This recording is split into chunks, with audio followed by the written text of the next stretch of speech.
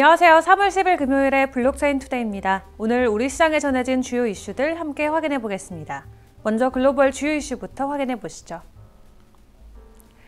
글로벌 폰지 사기 조직인 에어비트클럽 일당 6명이 1억 달러 상당의 사기 및 자금 세탁 혐의를 인정했습니다.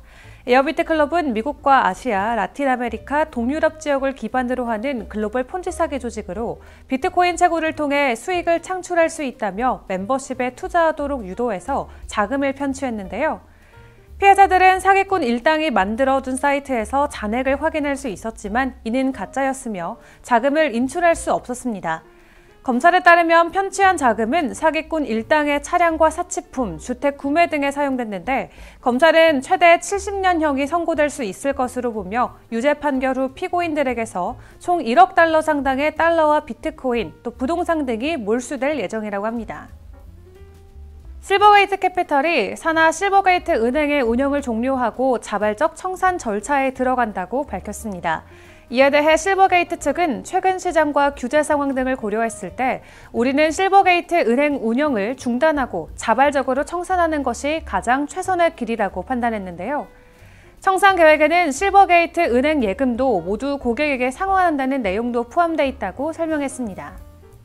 이와 관련해서 미국 캘리포니아주 금융당국은 실버게이트 은행의 안전하고 신속한 자발적 청산을 위해서 상황을 예의주시하고 있다고 전했는데요. 앞서 실버게이트는 지난 2일 은행 규제기관의 조사와 의회 조사 및 미국 법무부의 조사에 직면해 있다고 밝힌 바 있습니다. 다음으로 국내 주요 이슈 확인해 보겠습니다. 국회 정무위원회는 법안심사 제1소위원회를 열고 암호화폐 관련 법안 17건을 안건으로 채택했습니다. 하지만 국가보훈처 소관 법안을 우선 심사하는 탓에 암호화폐 법안은 또다시 다음 달 법안 소위로 밀렸는데요. 암호화폐 관련 법안은 78개 안건 중에 34번째로 논의될 예정이었습니다. 현재 국회에 계류된 암호화폐 관련 제정안 및 개정안은 총 17개로 이날 34번째부터 50번째는 암호화폐 법안의 순서였는데요. 앞 순서는 국가보훈처 소관 법안들이 차지했습니다. 이 중 민주유공자 예우 관련 법안에서 논의가 길어지면서 암호화폐 법안이 논의되기까지는 절대적인 시간이 부족한 것으로 확인됐습니다. 맵 프로토콜이 공식 채널을 통해 국내 공유 보조 배터리 관련 웹3 프로젝트 더 리차지와 전략적 파트너십을 체결했다고 밝혔습니다. 이번 파트너십을 통해 더 리차지는 맵 프로토콜의 크로스체인 및 옴니체인 결제 솔루션을 활용하고 보다 원활한 체인 및 리소스 접근성을 제공할 예정인데요. 이와 관련해서 맵 프로토콜은 더 리차지는 국내 130만 명 이상의 사용자를 보유한 모바일 충전 솔루션 피기셀과 연동돼서 사용자에게 인센티브를 제공하는 탈중앙화 금융 프로토콜이라며 이번 협력을 통해 웹2 사용자에게 편리한 웹3 경험을 제공하고 블록체인 기술 혁신을 촉진할 것이라고 설명했습니다. 이어서 규제 관련 소식들도 짚어보겠습니다. 조 바이든 미국 대통령이 2024년 회계연도 예산안을 발표할 예정인 가운데 여기에 암호화폐 세금 개혁을 통한 240억 달러 조달 계획이 포함되어 있다는 외신 보도가 나왔습니다. 현재 주식과 채권 시장에 적용되는 워시 세일 룰이 암호화폐 시장에도 적용될 가능성이 높다는 건데요. 워시 세일이란 손실이 난 종목을 처분함으로써 전체 실현 수익률을 줄이는 전략입니다. 이를 통해 손실을 입은 만큼 세금을 공제받을 수 있는데 앞서 미국 의회에서는 해당 내용을 논의한 바 있었지만 법으로 제정되지는 않았습니다.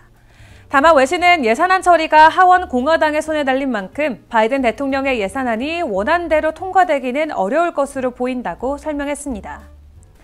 바이든 대통령은 자본 이득 세율을 20%에서 40%로 늘리는 방안도 추진하는 것으로 알려졌습니다.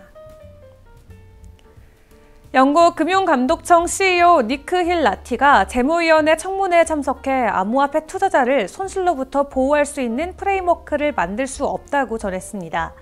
그는 FCA는 자금 세탁 방지 규정과 관련해 암호화폐 기업에게 등록 등을 요구할 권한은 있지만 투자자가 겪을 손실로부터 보호할 능력은 없다고 전했는데요. 또 현재 의회에서 논의 중인 오는 4월 제정될 것으로 예상되는 금융서비스 및 시장 법안은 FCA의 암호화폐 규제 관련 더 많은 권한을 부여하지만 소비자 손실 보호는 포함되지 않는다면서 우리가 어떠한 규제를 만들어도 손실로부터 투자자를 보호하는 프레임워크는 구축할 수 없다고 설명했습니다. 안녕하세요. SNS 핫이슈의 김예림입니다. 오늘 SNS에서는 어떤 이슈들이 주목받고 있는지 살펴보겠습니다. 먼저 뱅크런 우려가 제기됐었던 미국 최대 가상화폐 거래 은행 중 하나인 실버게이트가 결국 문을 닫았습니다. 자발적으로 청산했는데요. 실버게이트는 성명을 통해 최근 산업과 규제 발전에 비춰 은행 운영의 질서 있는 중단과 자발적인 청산이 최선의 길이라고 생각한다고 발표했습니다. 이 때문에 가상화폐 업계는 다시 찬바람이 불고 있고 비트코인은 전날보다 약 2% 하락해 21,715달러에 거래되기도 했습니다. 하지만 은행이 청산되더라도 예금은 전액 지급된다고 알려졌는데요. 가상화폐 이용자들이 혼란을 겪지 않도록 업계들이 트위터에 글을 올렸습니다. 먼저 바이낸스 CEO 자오 창펑이 트위터를 통해 실버게이트의 운행 종료 및 자발적 청산 발표의 기사를 공유하며 안타깝다고 전했는데요.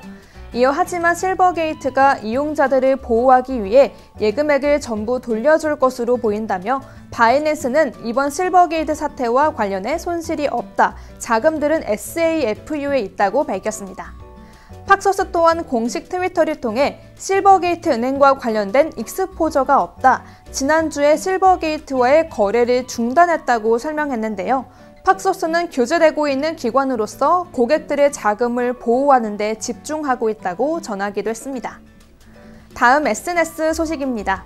어제였던 3월 8일 세계 여성의 날을 맞아 암호화폐 업계에서도 이 분야에 종사하고 있는 여성들을 위한 축하 메시지를 전했습니다.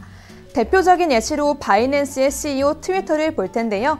자오 창펑 CEO가 자신의 트위터에 암호화폐 분야에서 가장 영향력 있는 여성들을 태그해보자고 제안했습니다. 그는 바이낸스 공동 창립자이자 고객 서비스 책임자인 허이 대표를 태그하며 바이낸스 초기부터 성공을 위해 중요한 역할을 해왔다고 언급했고 뛰어난 열정으로 우리 팀과 이용자들을 위해 바이낸스를 이끌고 있다고 강조했습니다.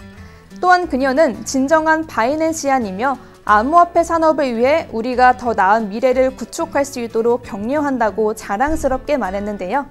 허이 대표 또한 자신의 트위터에 암호화폐 업계 창립자 중 5%만 여성이라며 이에 포함된 것이 자랑스럽다고 글을 썼습니다. 이어 다른 여성들이 블록체인 업계에서 단단하게 설 수 있도록 길을 닫고 있다. 이제 막 시작한 것이라며 관련 업계 여성들을 격려했습니다.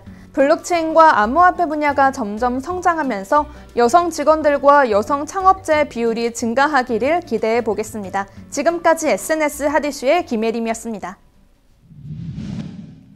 오늘 시장에 전해진 주요 소식들 함께 확인해 봤습니다. 코인 개별 이슈와 차트 분석은 정오에 방영되는 블록체인 투데이 플러스에서 함께하겠습니다.